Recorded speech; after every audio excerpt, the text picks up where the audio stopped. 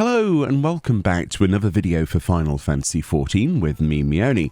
Today continuing our look at patch 6.35, and in particular we're looking at a mount today. The mount in particular is the Orthos Craklaw horn.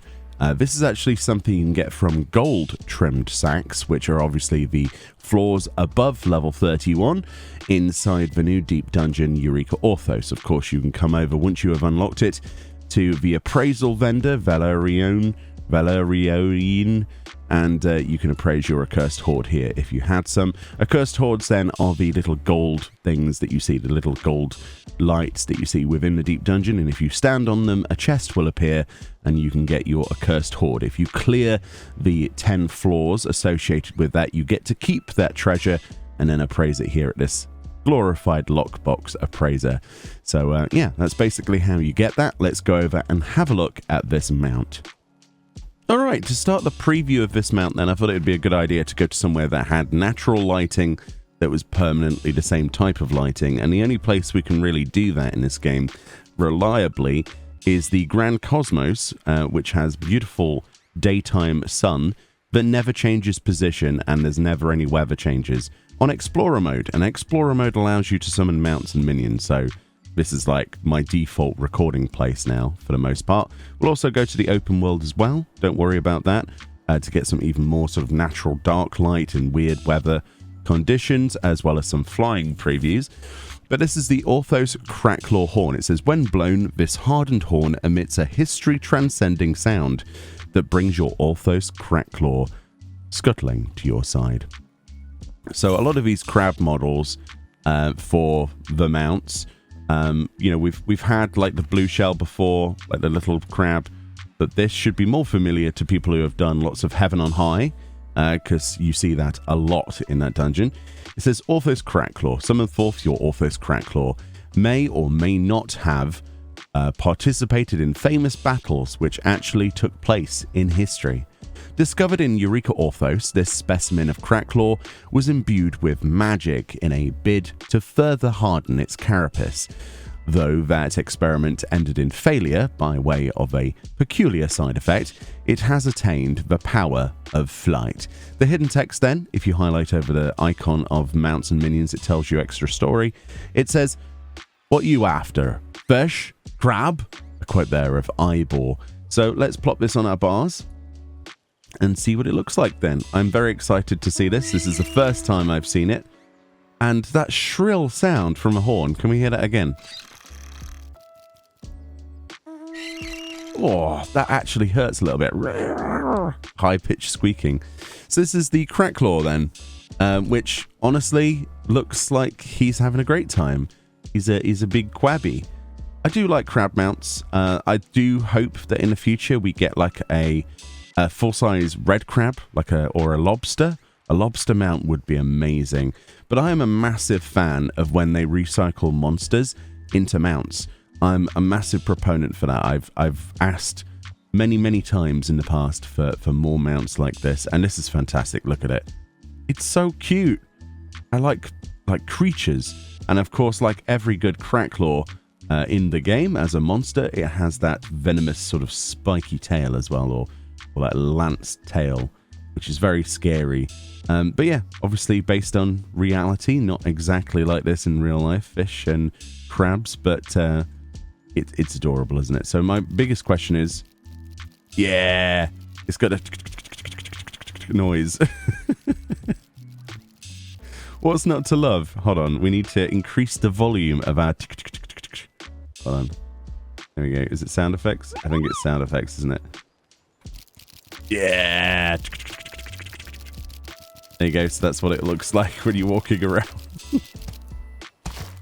Of course, because we're in a terrestrial area, that's what it looks like when it's jumping. He's a happy crabby. Yeah, I'm really pleased with this one. As you can imagine, you know, he's sort of like frothing at the mouth like foam. Steam? Is it steam? It looks like they've used the steam effect for his mouth. He's a hot crabby. Oh, yeah. He's having a great time. But yeah. What's not to love? It is a really cool model. But yeah, can we have more creatures like this added to the game? I wouldn't even be sad. But yeah, if they can do this, they can do a lobster.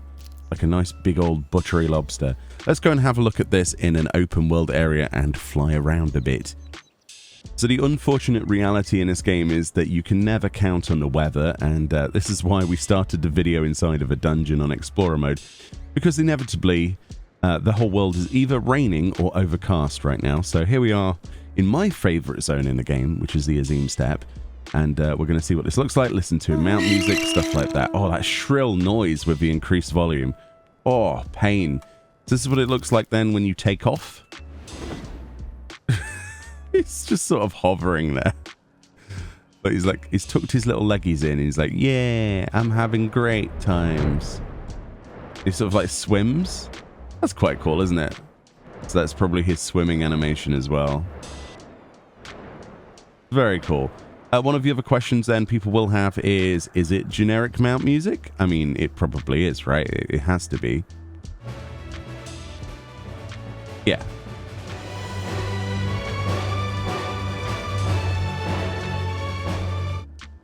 So there you go. That answers that question. It's not a bad thing, though. I don't expect mounts like this to necessarily have different music. I don't know what music I would have. Considering they put a load of the new Pulse music, though, in the deep dungeon this time around, it would be really nice to have some of that music just dragged and dropped. I do know why Masayoshi Soken and the team don't do that, though, because I think there are limited spots. Look at the sheen on that, on the carapace as well, look.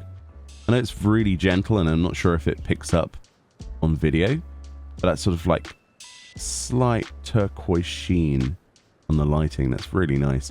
And of course, underwater where he belongs. Yeah, swim, swim. Yeah, he does the same animation as if he was flying, because flight is the same as swimming. Excellent stuff. Anyway, let me know what you think about this guy. If you think he is worth your investment into the deep dungeon, I personally think he is.